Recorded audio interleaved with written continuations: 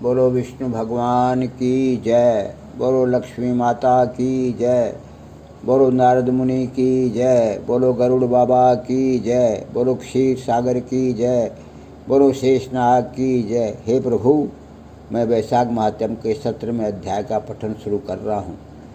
श्रुति कीर्ति बोले, हे मुनीश्वर, मैंने वैशाख के फलदायक सब धर्म सुने, परंतु सुनते सुनते अभी मेरी तृप्ति नहीं होती है। अतः भुक्ति मुक्ति के दाता विष्णु भगवान को प्रसन्न करने वाले दिव्य धर्मों का वर्णन करिए।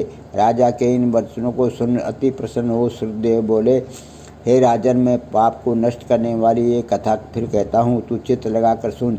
ये वैशाख के धर्म संबंधी मुनियों द्वारा प्रसिद्ध है।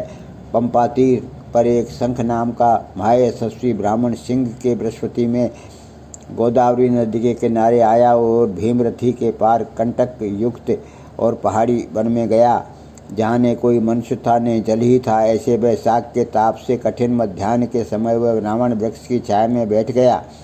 उसी समय एक दुराचारी व्याघ्र धनुष लेकर आया। उसने सूर्य के समान चमकते हुए कुंडल पहने हुए ब्राह्मण को देखकर बांध लिया और उसके कुंडल, जूता, छत्र, रुद्राक्ष की माला, कमंडल सब छीन लिए और फिर छोड़ दिया।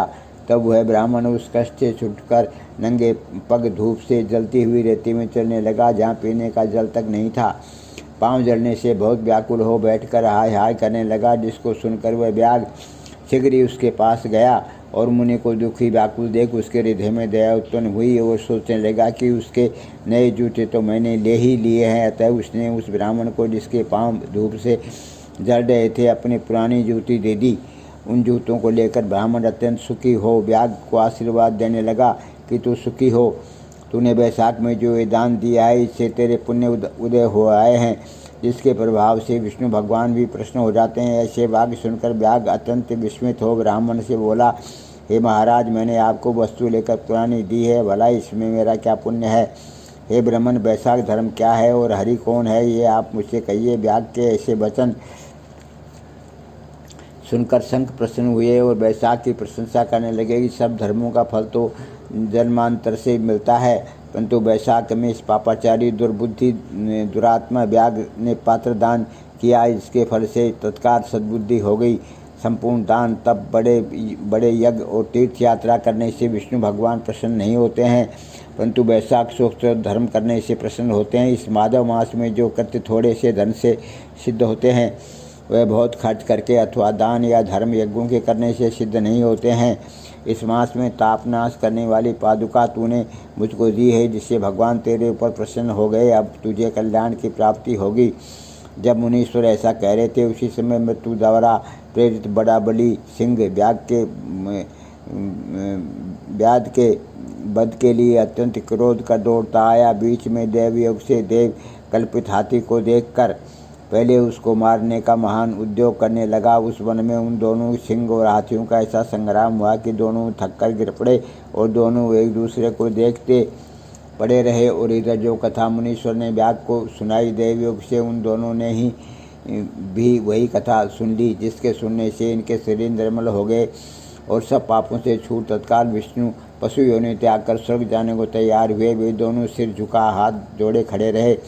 फिर धर्मोपदेशक मुनीश्वर मार्ग में व्याघ्र के निमित्त उन्हें देख विस्मित हो पूछने लगे, तुम कौन हो? तुम्हारा जन्म दुष्ट योनि में क्यों हुआ? अकारण ही वन में एक दूसरे को मारने को क्यों उद्यत हुए? तुम्हारी मृत्यु कैसे हुई है? निष्पापो, सब कथा विस्तार पूर्वक मुझसे कहो। मुनि के ऐसे कहने पर वे कहने लगे, मतंग मुनि के दंतिल और कोलाहल 2 पुत्र हुए।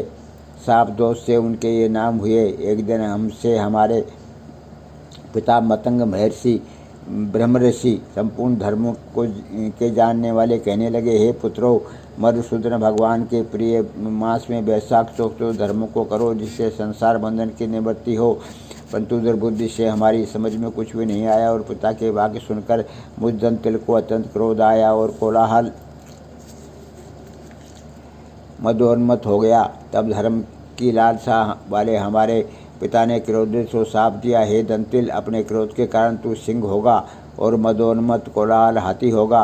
तब हम बहुत दुखी होकर साप निवृत्ति के लिए प्रार्थना करने लगे। तब पिता ने श्राप मोक्ष के उपाय बताया कि तुम दोनों पशु योनि पाकर थोड़े दिन पीछे एक दूसरे को मारने को उद्यत हो जाओगे उसी समय व्याध और शंख के वैशाख धर्म विषयक संवाद दैवेग से तुम्हारे कानों में जाएगा।